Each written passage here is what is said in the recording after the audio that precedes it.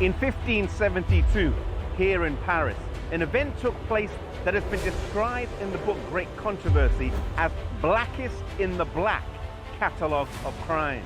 On the 24th of August, St. Bartholomew's massacre began.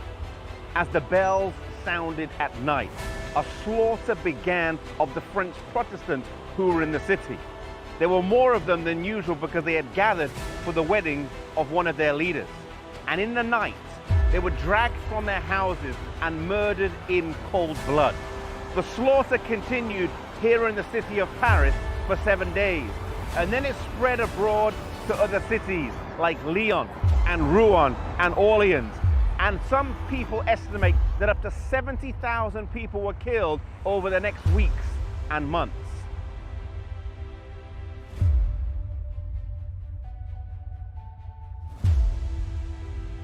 Two days before St. Bartholomew's, the king's mother, Catherine, ordered the assassination of Admiral Gaspard de Coligny, a Huguenot leader.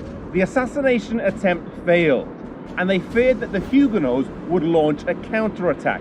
And so the second time round, they made sure and they killed the admiral in his bed. And then the killing spree started. The butchery continued for 7 months across the whole of France. Many of those who were killed were great and honorable people in society, as commoners and nobility alike suffered the same fate.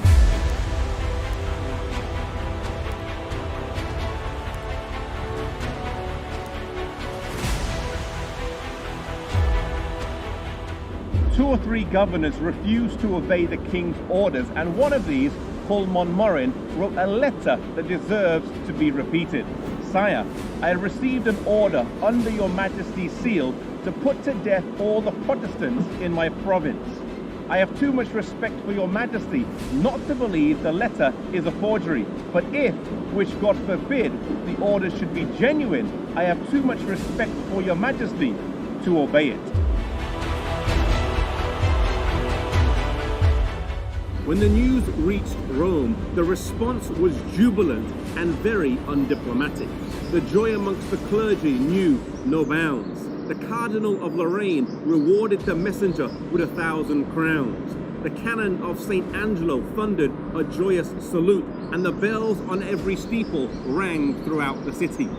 Gregory XIII, accompanied by cardinals and other ecclesiastical dignitaries, led a procession to the Church of St. Louis, where the Cardinal of Lorraine led a chant of Te Deum. A medal was struck to commemorate the massacre, and in the Vatican today can be seen the 3 frescoes of Vasari describing the attack on the admiral, the king in council plotting the massacre, and the massacre itself.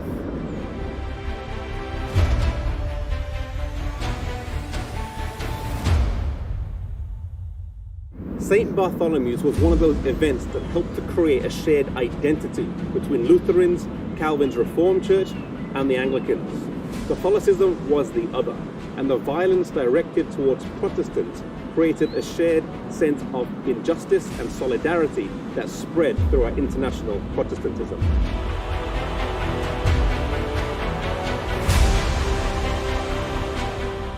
St. Bartholomew's remains one of the many stains on the Catholic Church when the tragic consequences of the union of church and state were seen in full effect. In the Bible, Jesus said that we should render to Caesar, or the state, that which is Caesar, and to God that which is God's, meaning that church and state should remain separate. May we defend the freedoms of those we agree with and those we disagree with for freedom. Religious freedom is something that God wants for everyone.